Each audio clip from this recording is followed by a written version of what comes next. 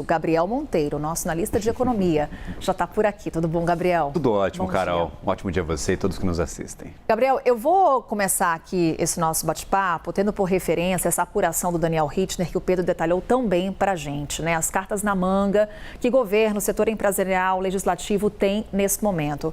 Qual que é a chance de revisão dessa sobretaxa aos produtos brasileiros, tendo por referência essas cartas na manga que o Pedro nos detalhou e o acordo recente de redução das tarifas impostas ao Japão e às Filipinas? Olha, torçamos para que grandes chances venham desta interlocução, mas pelo que a gente vê nos últimos meses, pouco tem participação, a atuação de congressistas na política tarifária de Donald Trump.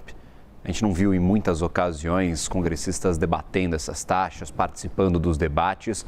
É uma decisão unilateral sempre da Casa Branca, do secretário Scott Bessent, do secretário Howard Lutnick, do próprio Donald Trump assinando essas cartas. Pouco passa a decisão de tarifaço pelo Congresso Nacional. Inclusive, é uma das grandes contestações, um dos grandes questionamentos até se são válidas essas tarifas juridicamente perante este alto valor, que são de 50%, por exemplo, para o Brasil, e utilizando a narrativa de uma situação emergencial, da solução de um problema emergencial para os Estados Unidos. Então, apenas a atuação de congressistas americanos, eu acredito que tenha pouco impacto na decisão ou não de Donald Trump. Mas, claro, estes congressistas que são mais próximos da Casa Branca podem sim ter alguma interlocução. Na falta de um canal oficial, na falta da diplomacia, o Brasil não consegue respostas oficiais, por exemplo, das equipes de negociação de comércio, aí a gente tenta estes canais alternativos que podem surtir algum efeito, porque até agora a gente não teve avanço algum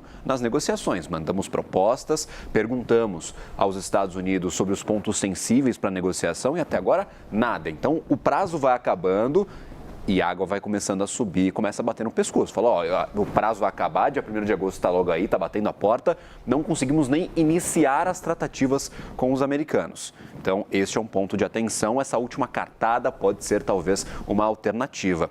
Utilizar o empresariado norte-americano pode sim ser uma chave para esta negociação, afinal algumas grandes companhias americanas têm boa participação no Brasil, o caso de empresas, por exemplo, do setor de agronegócio, que poderiam ser muito afetadas pela quebra de patentes, empresas, por exemplo, do setor de consumo, podem ser afetadas pelo encarecimento de alguns produtos brasileiros que vão ser enviados para os Estados Unidos, que não tem outra alternativa, porque somos os maiores produtores, então pode ser um caminho. Mas Donald Trump também vem travando, nas últimas semanas, diversos embates com o empresariado, inclusive falando que o Walmart e outros varejistas não deveriam culpar o tarifaço pelo encarecimento dos produtos e deveriam cortar o preço nas gôndolas. Então, nós temos aí essa dificuldade de convencimento mesmo de Donald Trump. Ele parece bastante convicto nas suas tomadas de decisão. É já naquele discurso precificando os impactos à economia americana. Aliás, a economia americana que já começa a sentir os impactos do tarifaço, tendo por referência aí os dados recentes de inflação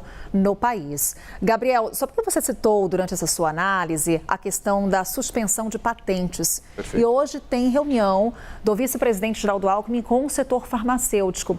Quando a gente colocava algumas possibilidades de resposta do governo brasileiro ao tarifaço anunciado por Donald Trump, a questão da patente de medicamentos surgia naquela lista de ferramentas, né? Naquele hall de possibilidades. Com certeza. É um ponto muito sensível para os americanos, porque há, por exemplo, empresas que têm alta concorrência com as companhias americanas e as empresas americanas são protegidas pelas patentes ou recebem os recursos pagos por essas patentes em mercados mundiais. Setor de agro e setor farmacêutico podem ser muito afetados. O agro com sementes e defensivos. E estes produtos aqui no Brasil têm empresas altamente concorrentes. A gente tem grandes companhias que atuam no mesmo segmento de empresas americanas. Uma quebra de patente poderia prejudicá-las e muito na concorrência. Mesma coisa para o setor farmacêutico. A gente tem pouca produção nacional, são poucas as patentes aqui desenvolvidas internamente. A gente acaba comprando muito medicamento de fora, mas pode ser uma alternativa. Mas é uma escalada da atenção. A gente falava, não tem guerra comercial. Por quê? Porque o Brasil ainda não respondeu. Teoricamente, o Brasil vai esgotar todos os canais diplomáticos para negociação, para aí sim tomar esse tipo de decisão, porque é uma decisão que aumenta a temperatura. Gabriel, para a gente encerrar, e aí rapidamente, porque senão vão brigar comigo, por causa do nosso tempo aqui, acordo do Japão e Estados Unidos, né? Eu trazia para você o quanto que isso pode servir de referência para o Brasil. Perfeito. O que entrou nessa mesa de negociação e como é que o mercado já reagiu? Com certeza. Para o Japão, reação espetacular. O índice subiu mais de 3%, as montadoras Mazda, Toyota, Nissan, todas subindo mais de 10%. A Mazda subiu 17% durante essa madrugada, porque entrou na mesa a redução da tarifa para a importação de carros japoneses pelos Estados Unidos. Da lista de 10 carros mais vendidos no ano passado, 6 são japoneses, Carol. Então, os americanos gostam muito desse tipo de carro. As montadoras se beneficiaram, redução de tarifa de 25% para 15%.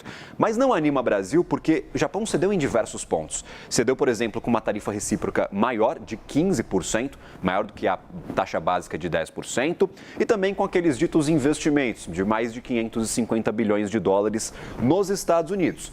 Investimentos de empresas japonesas para empresas japonesas poderiam já estar precificados, as empresas já poderiam estar com isso na conta para investir lá, mas Donald Trump gosta destes números de investimentos, então um anúncio aí para o republicano. Sai ganhando mais os Estados Unidos do que o Japão, porque os pontos mais sensíveis perduraram e nem para carros eles conseguiram devolver todas as tarifas de Donald Trump. Então, Gabriel Monteiro, ponto de atenção. Trazendo para a gente também essa movimentação de mercado financeiro. Daqui a pouco volta para conversar conosco sobre contas públicas no detalhe aí do orçamento com a gente.